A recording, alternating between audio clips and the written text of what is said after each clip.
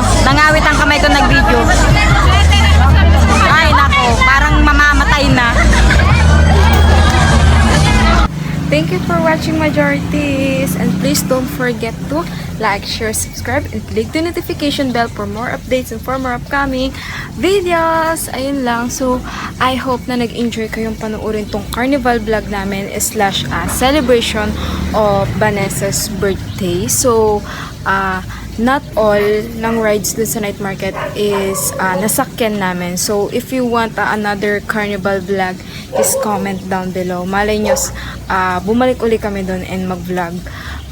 Ayun lang. So, thank you for watching and bye-bye!